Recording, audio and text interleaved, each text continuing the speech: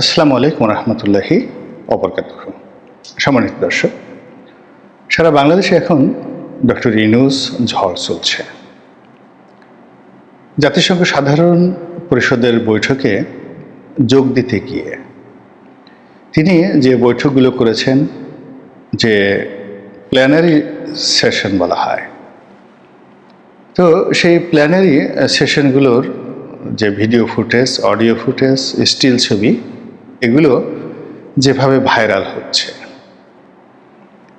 এর ফলে আমাদের দেশের যারা জনগণ, বেশিরভাগ মানুষ মনে করছে যে আমেরিকা বলতে গেলে এখন বাংলাদেশকে একটা ব্ল্যাঙ্ক চেক দিয়ে দিয়েছে এবং ডক্টর ইউনূসের মতো মানুষ এইভাবে কাজ করতে পারেন, এভাবে যেতে পারেন, এভাবে বৈঠক করতে পারেন, এটা কল্পনা করা যায় না। এখানে আমি একটা কথা বলি, সেটা হলো মিডিয়া, বিশেষ করে আন্তর্জাতিক মিডিয়াকে কি করে নিজের পক্ষে ব্যবহার করা যায়। এটি এশিয়া সাবকন্টিনেন্ট নয়, এই মুহূর্তে পৃথিবীতে যে কয়জন লোক মিডিয়াকে মাতিয়ে রাখতে পারেন, তার মধ্যে ডক্টর মোহাম্মদ ইউনূস কিন্তু প্রধানতম ব্যক্তি। আমরা যেহেতু মিডিয়ার সাথে জড়িত, তো এই বিষয়টি আমরা বুঝতে পারি এবং মিডিয়াই মূলত তাকে আজকের এই পর্যায়ে কিন্তু নিয়ে এসেছে। This is one. Second thing হলো, পশ্চিমা রাষ্ট্রগুলো যখন কাউকে মনোনীত করে, যেমন ধরুন আপনাকে মনোনীত করল, তো এরা অনেক সময় 9-10 বছর থেকে, কারো ছেলের বয়স যদি 9 বছর বা 10 বছর হয়, এমনও দেখা গিয়েছে এই বয়স থেকে তাদেরকে টার্গেট করে।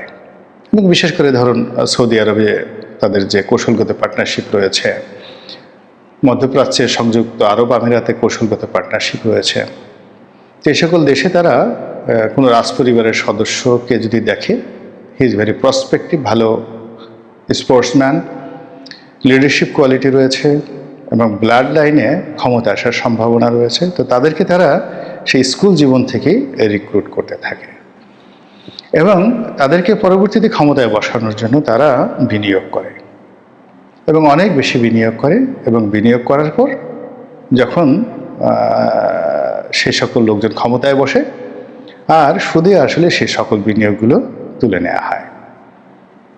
আপনাদের অনেকের মনে আছে, প্রথম মহাযুদ্ধের পর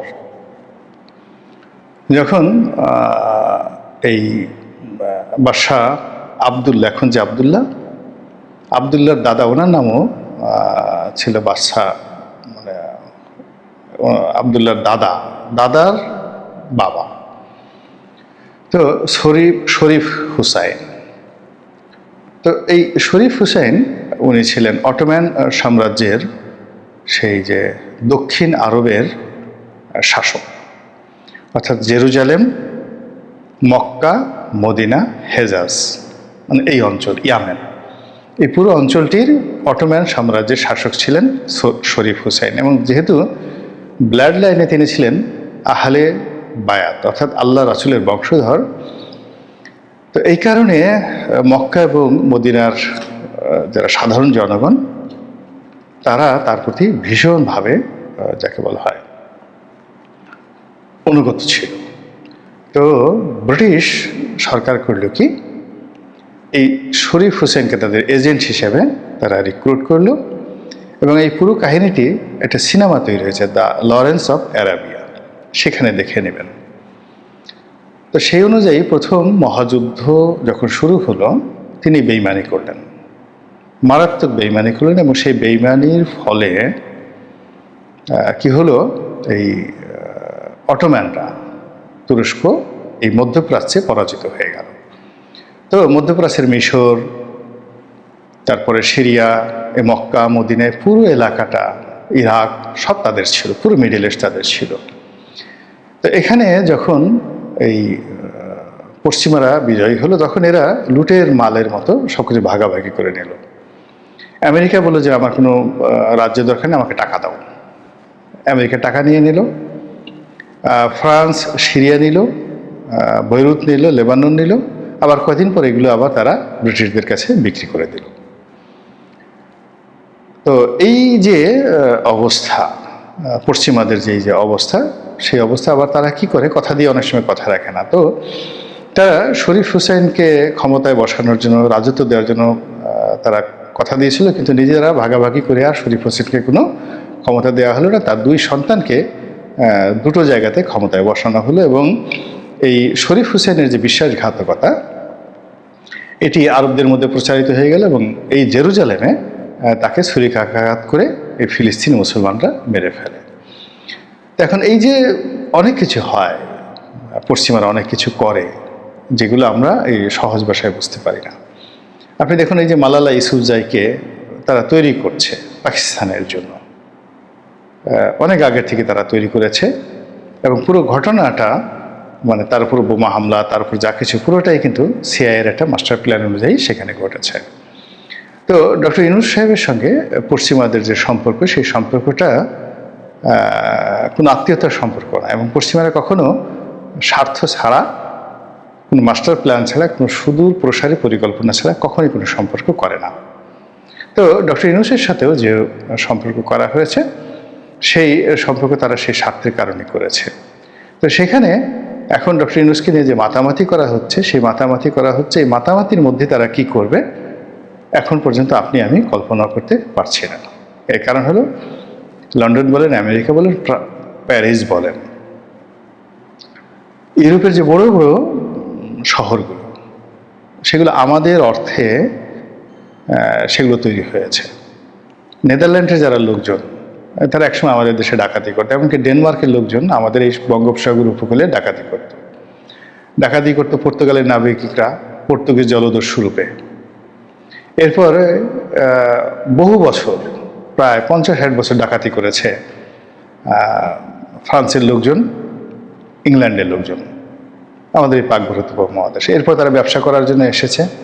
একটা সময় তারা ভাড়াটিয়া সৈন্য হিসেবে আমাদের এই দেশে রাজদরবারগুলোতে তারা কাজ করত, ইউরোপের লোকগুলো।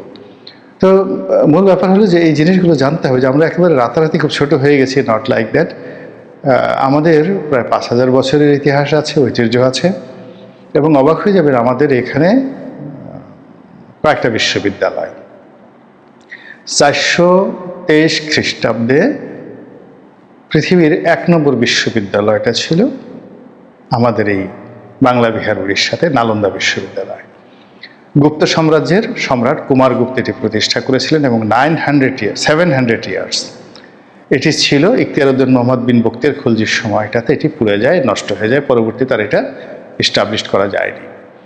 তো এখন 423 খ্রিস্টাব্দে এমন একটা বিশ্ববিদ্যালয় খুঁজে বের করেন দুনিয়াতে, যেখানে 20,000 ছাত্র, তাও সবই আন্তর্জাতিক ছাত্র, ইন্টারন্যাশনাল স্টুডেন্ট, আর প্রতি 2 জন ছাত্রের জন্য একজন শিক্ষক, ডেডিকেটেড টিচার, 10,000 টিচার। এবং এই টিচার ছাত্রদের থাকা, খাওয়া, আবাসন, পড়াশোনা, লাইব্রেরি সব কিছু রাষ্ট্রীয় কোষাগার থেকে ব্যয় করা হতো। এই বাংলা বিহার উড়িষ্যার কোষাগার থেকে ব্যয় করা হতো। 700 বছর, 1-2 দিন নয়, 700 ইয়ার্স। তো অক্সফোর্ডের বয়স কত বছর, ক্যামব্রিজের বয়স কত বছর, হার্ভার্ডের বয়স কত বছর, নালন্দার সঙ্গে তুলনা করেন। এরপর আলেকজান্ডার যখন আক্রমণ করেছিলেন খ্রিস্টের জন্মের সেই প্রায় 326 খ্রিস্টপূর্বাব্দে, তখন তারও আগে প্রায় 100-150 বছর আগে এখানে একটা বিরাট বিশ্ববিদ্যালয় ছিল, তক্ষশিলা বিশ্ববিদ্যালয়, এবং যেটার অধ্যাপক ছিলেন চাণক্য। এখন আপনি আলেকজান্ডারের জমানাতে গ্রিসে দেখেন তো এরকম তক্ষশিলার মতো কোনো বিশ্ববিদ্যালয় ছিল কিনা। আমরা হেরোডোটাস, তারপরে আমরা সক্রেটিস, তাদেরকে নিয়ে খুবই আবেগপ্রবণ হয়ে যায়, কিন্তু এই তক্ষশিলা বিশ্ববিদ্যালয় থেকে যে সকল পণ্ডিত বের হয়েছেন, আপনি কি তাদের সম্পর্কে জানেন? মহাভারত বা রামায়ণের মতো কোনো কাব্যগ্রন্থ পৃথিবী থেকে খুঁজে বের করেন তো। মানে আপনি ইলিয়াড অডিসির কথা বলেন হোমারের, কিন্তু মহাভারত আর রামায়ণের সমপর্যায়ের কল্পনাই করা যায় না। এটা একটা সাহিত্যকর্ম, তার সঙ্গে সঙ্গে এটিকে একটা ধর্মীয় পবিত্র গ্রন্থ হিসেবে বিবেচনা করা হয়। তো এই হলো আমাদের ইতিহাস ঐতিহ্য, কিন্তু সেটা না করে আমরা এখন সাদা চামড়া দেখলে, তারপর লন্ডন আমেরিকার নাম শুনে আমরা ফিট পড়ি, এটা এক ধরনের অস্থিরতা, তো যা হোক, এখন এই যে ডক্টর মোহাম্মদ ইউনূস, তার পিছনে আমেরিকার ইনভেস্ট রয়েছে, আমেরিকার ডিজায়ার রয়েছে, ব্ল্যাঙ্ক চেক বলেন, যা কিছু বলেন না কেন, আমেরিকা তাকে ক্ষমতায় রাখার জন্য, টিকে রাখার জন্য এবং দীর্ঘমেয়াদে তাকে রাখার জন্য সর্বোচ্চ চেষ্টা করবে। এটা গেল একটা পার্ট। ডক্টর ইউনূসের এটা যেভাবে ইতিবাচক, তার সঙ্গে সঙ্গে নেতিবাচক হলো তার ব্যাপারে খুবই ডিটারমাইন্ড অবস্থানে আছে ভারত, এবং চীন এখানে মধ্য থেকে খেলছে। দ্বিতীয়ত, ভারত শুধুমাত্র ডক্টর ইউনূসের বিরুদ্ধে নয়, তারা প্রতিশোধ নেওয়ার জন্য শেখ হাসিনা এবং আওয়ামী লীগ তাদেরকে ক্ষমতায় বাংলাদেশে আবার ফিরিয়ে আনার জন্য তারা প্রয়োজনে যুদ্ধ করতে পারে। এবং আপনি ভারতীয় চ্যানেলগুলো, ইউটিউব চ্যানেল থেকে শুরু করে মূল ধারার যে গণমাধ্যম টেলিভিশনগুলো, সেখানে দেখবেন যে এমনভাবে খবর প্রচার হচ্ছে যেন দিল্লি ঢাকার বিরুদ্ধে যুদ্ধ ঘোষণা করেছে, আমাদের সীমান্তে সৈন্য সমাবেশ তারা করেছে, প্রতিদিন কী পরিমাণ সৈন্য সংখ্যা বাড়ানো হলো, এবং তারা কিভাবে বাংলাদেশের দিকে অস্ত্র তাক করে আছে, কোনো অবস্থাতে ছাড় দিবে না। এই মানে খবরগুলো ভারতীয় মিডিয়াতে যেভাবে প্রচারিত হচ্ছে, আপনি কি এর ভয়াবহতা বুঝতে পারছেন? ভারতের মতো রাষ্ট্র আমাদের সাথে যখন দ্বন্দ্ব এবং সংঘাতে আসবে, ওটা মোকাবেলা করার জন্য আমরা মায়ানমারকে পেতে পারি, এমনকি আমরা চীনকেও পাবো না। চীন এখনও নৈতিকভাবে তার বন্ধুদের পক্ষে কখনো যুদ্ধ করেনি, অস্ত্রের একটা গুলিও ফুটায়নি। তারা শুধুমাত্র নিজেদের সীমান্ত রক্ষা করার জন্য কেবলমাত্র ভারতের সাথে হালকা পাতলা যুদ্ধ করেছে। কিন্তু যুদ্ধ যা করেছে তার চেয়ে বেশি অর্থনৈতিক কর্মকাণ্ড তারা ভারতের সঙ্গে রেখেছে চীন। তো চীন আমাদের বন্ধু হয়ে আমাদের সাথে ভারতের সাথে টেক্কা দেবে, ভারতের বিরুদ্ধে টেক্কা দেবে, এটা একেবারে অবাস্তব একটি বিষয়। 2 নম্বর হলো যে ভারতের সাথে ইদানিংকালে অনেকগুলো রাষ্ট্রের সম্পর্ক নষ্ট হয়েছে, যেমন শ্রীলঙ্কার সঙ্গে হয়েছে, নেপালের সঙ্গে হয়েছে, তারপর মালদ্বীপের সঙ্গে হয়েছে। কিন্তু এই রাষ্ট্রগুলোর যে ভৌগোলিক গুরুত্ব এবং এই রাষ্ট্রগুলোতে তারা কর্তৃত্ব হারানোর ফলে তাদের যে বিপত্তি দেখা দিয়েছে, তার চেয়ে কয়েক হাজার গুণ বিপদ এবং বিপত্তি দেখা দিবে যদি এখানে চীনের আধিপত্য বাড়ে, মার্কিন আধিপত্য বাড়ে এবং ভারতের যে কর্তৃত্বটি শূন্যে পৌঁছে যায়। এর ফলে কি হচ্ছে দেখুন, ভারতের যিনি রাষ্ট্রদূত, তিনি পাগলের মতো ছোটাছুটি করছেন, নজিরবিহীনভাবে বিএনপির অফিসে যাচ্ছেন, জামাতের লোকদের সাথে বৈঠক করছেন, এবং এখন অনেকে রয়েছেন যারা দীর্ঘদিন ভারতের অপছন্দের লোক ছিল, এখন যদি তারা চান, ভারতে যেতে চান, নরেন্দ্র মোদীর সঙ্গে তারা সরাসরি বৈঠক করতে পারেন। অর্থাৎ বাংলাদেশকে তারা একেবারে যাকে বলে শীর্ষ জায়গাতে রেখেছেন, প্রায়োরিটির ক্ষেত্রে, অগ্রাধিকারের ক্ষেত্রে একেবারে শীর্ষ অবস্থানে। এখন তারা যে কোনো তাদের যে ফরেন পলিসির চাইতে বাংলাদেশে তাদেরকে একটা স্টেবল অবস্থায় আসতে হবে, এবং এটা আওয়ামী লীগের হাত ধরে ইউনূসের বিরোধিতা করে এবং শেখ হাসিনাকে অথবা তার মনোনীত লোককে বাংলাদেশে পুনর্বাসিত করে। তো এটা ডক্টর মোহাম্মদ ইউনূসের জন্য একটা বিরাট থ্রেট, এবং সেই থ্রেট তিনি জো বাইডেনকে দিয়ে মোকাবেলা করতে পারবেন না, বারাক ওবামাকে দিয়ে বা ক্লিন্টনকে দিয়ে পারবেন না, বা কিংবা পশ্চিমা মিডিয়াকে দিয়ে তিনি কিছুই করতে পারবেন না। এই কাজগুলো করতে হলে তাকে জনগণের সমর্থন লাগবে, দ্বিধাহীন ব্যর্থহীন সমর্থন লাগবে, তার সরকারের সঙ্গে জনগণের অ্যাটাচমেন্ট থাকতে হবে, এবং দেশের যে রাজনৈতিক দলগুলো আছে সেই দলগুলোরও সমর্থন লাগবে। এবং সেটি ছাড়া যদি আমেরিকা বাংলাদেশে 10 ডিভিশন সৈন্য পাঠায়, ন্যাটো আরও 10 ডিভিশন সৈন্য পাঠায়, আপনি তো বুঝতে পারছেন 10 ডিভিশন মানে আমাদের একটা ক্যান্টনমেন্ট, একটা ডিভিশনে যেখানে জিওসি মেজর জেনারেল অধীন থাকে, এরকম 10 জন মেজর জেনারেলের অধীনে যে ডিভিশন থাকে, সেই 10টা ডিভিশন সৈন্য আমেরিকা পাঠালো, আর ন্যাটোর 10টা ডিভিশন, টোটাল 20 ডিভিশন সৈন্য বাংলাদেশে আসলো। পরিবেশ পরিস্থিতি সিরিয়ার মতোই হবে, ইয়েমেনের মতো হবে, কিংবা আফগানিস্তানের মতো হবে, কিন্তু ডক্টর ইউনূসের রক্ষা হবে না, আর আমেরিকারও কোনো পারপাস সার্ভ হবে না। এখানে কূটনীতি দিয়ে, বুদ্ধি দিয়ে, প্রজ্ঞা দিয়ে, জনগণের সমর্থন নিয়ে কাজগুলো করতে হবে। এখনও পর্যন্ত ডক্টর মোহাম্মদ ইউনূসের প্রতি বেশিরভাগ মানুষের আশা রয়েছে।